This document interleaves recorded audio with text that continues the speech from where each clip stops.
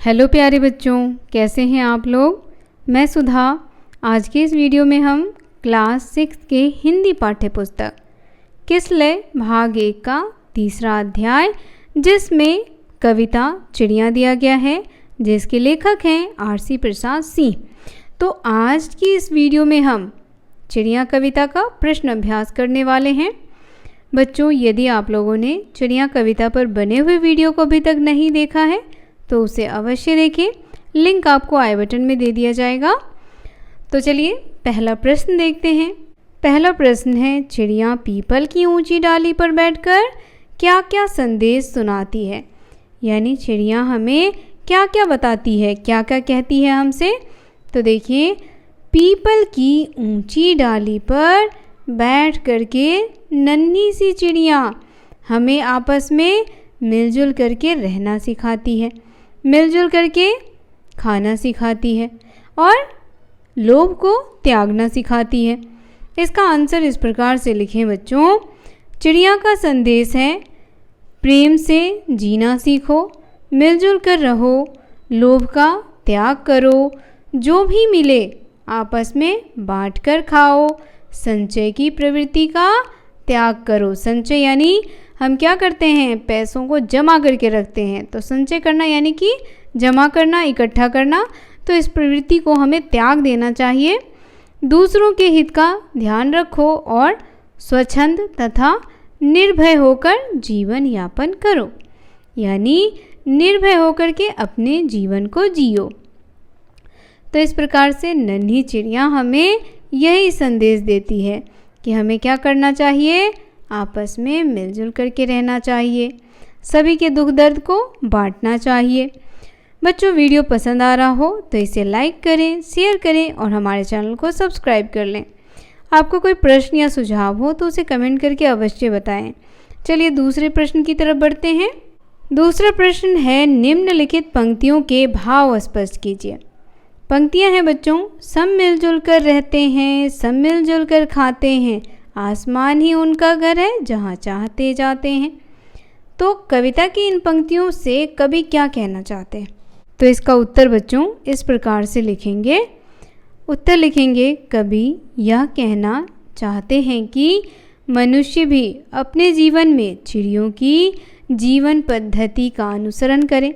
यानी चिड़ियों की तरह वह भी आपस में मिलजुल करके रहे, आपसी मेलजोल में रहे, बांट मिलकर भोजन करना, यानी सबको भरपेट भोजन मिले, इसका ध्यान रखना और ज़मीन पर अधिकार के लिए लड़ाई झगड़े से दूर रहना मानव का धर्म होना चाहिए। अब चिड़िया यह भी कहती है कि जिस प्रकार हम आपस में मिलजुल करके प्रेम भाव से रहते हैं, उसी प्रकार मनुष्य को भी क्या करना चाहिए, मिलजुल करके आपस में प्रेम भाव के साथ रहना चाहिए। तीसरा प्रश्न है, निम्नलिखित स्थानों की पूर्ति कीजिए। तो बच्चों, आप प्रश्न देख रहे होंगे, यहाँ पर खाली जगह दिया गया है जिसे आपको भरना है। ये कविता की पंक्तियाँ हैं। तो पहली पंक्ति जो है वह है, उनके मन में लोभ नहीं। और आगे की पंक्ति क्या है बच्चों, तो यहाँ पर भराएगा, उनके मन में लोभ नहीं, पाप नहीं, परवाह नहीं। यहाँ अगली पंक्ति होगी, पाप नहीं, परवाह नहीं। और उसके बाद जो है वो अगली पंक्ति है, जग का सारा माल हड़प कर जीने की भी चाह नहीं। यहाँ होगा, जीने की भी चाह नहीं। तो इस प्रकार से आप इन पंक्तियों को भर सकते हैं। अगली पंक्ति है, वे कहते हैं मानव सीखो। वे क्या कहते हैं, मानव सीखो, तुम हमसे जीना जग में। नीचे जो खाली जगह है वहाँ पर भराएगा, तुम हमसे जीना जग में। वह मानव को कहते हैं कि हे मानव, तुम हमसे जीना सीखो जग में, कि हमें कैसे आपस में मिलजुल करके जीना चाहिए। और है, हम स्वच्छंद हैं और क्यों तुमने डाली है बेड़ी पग में। क्या कहती है चिड़िया कि हम तो अपना जीवन स्वच्छंद रूप से जीते हैं और तुमने अपने पैरों में ये प्रतंत्रता की बेड़ियां क्यों डाल रखी हैं? तो ये हो गया तीसरे प्रश्न का उत्तर। चलिए अगला प्रश्न देखते हैं। अगला प्रश्न हमारा है, आजकल पक्षियों की संख्या कम होती जा रही है, इसे रोकने के लिए आप क्या सुझाव देना चाहेंगे? तो बच्चों आप अपने सुझाव को अपने शब्दों में लिखने की कोशिश कीजिए। देखिए, पक्षियों की संख्या कम होती जा रही है तो सबसे पहले हमें क्या करना चाहिए? ज़्यादा से ज़्यादा वृक्षारोपण करना चाहिए, ज़्यादा से ज़्यादा वृक्षों को लगाना चाहिए, वन को नहीं काटना चाहिए। इसका उत्तर हम इस प्रकार से लिखेंगे। उत्तर में लिखेंगे, पशु पक्षी प्रकृति की आवश्यक अंग हैं। पेड़ पौधे से पर्यावरण का निर्माण होता है। पशु पक्षी पेड़ पौधे के बिना धरती पर जीवन की कल्पना नहीं की जा सकती। मनुष्य इन सब का सबसे बड़ा विनाशक है। हम भूल जाते हैं कि हम जिस डाल पर बैठे हैं उसी को काट रहे हैं।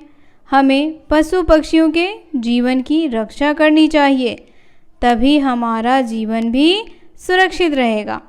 अगर वृक्ष नहीं काटे और जंगल को नष्ट होने से रोकें तो पक्षियों का वास स्वयं बढ़ेगा और उनकी संख्या भी बढ़ेगी।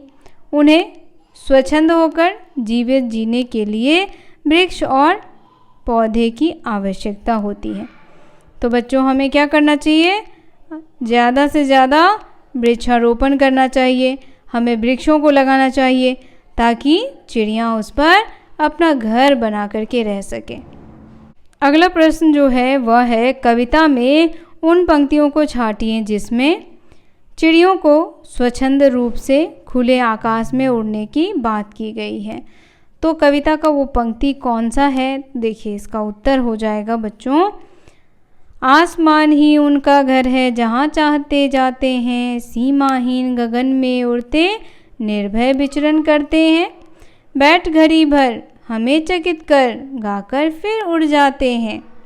तो इस प्रकार से आप लिखेंगे क्योंकि कविता की इन्हीं पंक्तियों में चिड़ियों को स्वच्छंद रूप से खुले आकाश में उड़ने की बात जो है वह की गई है। अगला प्रश्न देखिए। अगले प्रश्न में है, मनुष्यों को दुश्मनी की भावना छोड़ने की बात कही गई है। तो कविता की किन पंक्तियों में ये कहा गया है बच्चों? देखिए, इन पंक्तियों में कहा गया है, चिड़िया बैठी प्रेम प्रीति की रीति हमें सिखलाती है, सब मिलजुल कर रहते हैं वे सब मिलजुल कर खाते हैं, वे कहते हैं मानव सीखो तुम हमसे जीना जग में, हम स्वच्छंद और क्यों तुमने डाली है बेड़ी पग में। तो कविता की इन पंक्तियों में कवि कहते हैं कि चिड़िया मनुष्य से क्या कहती है कि आपस में मिलजुल कर रहना सीखो। जिस प्रकार हम मिलजुल कर के रहते हैं उसी प्रकार तुम्हें भी आपस में मिलजुल कर के रहना चाहिए। अगला प्रश्न बच्चों व्याकरण से है।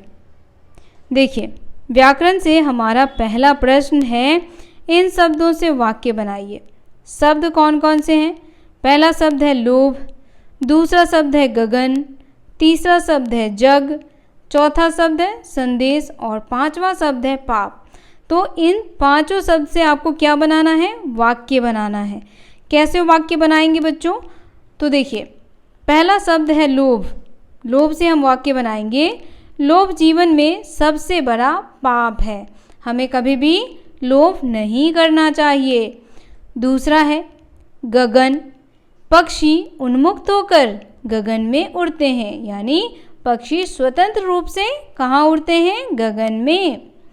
अगला है जग, इस जग को बनाने वाला ईश्वर है। जग को बनाने वाला कौन है?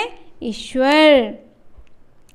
अगला संदेश है, तो संदेश शब्द से हम बनाएंगे, चिड़िया अपनी मीठी बोली में प्यार का संदेश सुनाती है। और पांचवा शब्द है हमारा पाप। तो देखिए, पाप से बनाएंगे, दूसरों को दुख देना क्या है? पाप है। तो हमें कभी भी दूसरों को दुख नहीं देना चाहिए।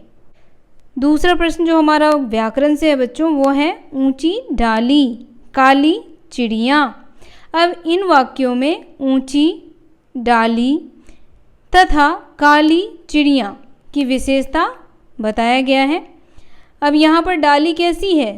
डाली जो है वह ऊंची है, तो यहाँ पर डाली की विशेषता है कि वह ऊंची है। चिड़िया कैसी है बच्चों? तो चिड़िया का रंग कैसा है? काला है। तो इसकी विशेषता क्या हो जाएगी? काली। चिड़िया है काली। तो बच्चों विशेषण किसे कहते हैं? विशेषण वह शब्द होता है जिससे हम संज्ञा और सर्वनाम की विशेषता को बताते हैं। अब नीचे लिखिए संज्ञा शब्दों की विशेषता बताने वाले विशेषण शब्द लिखिए।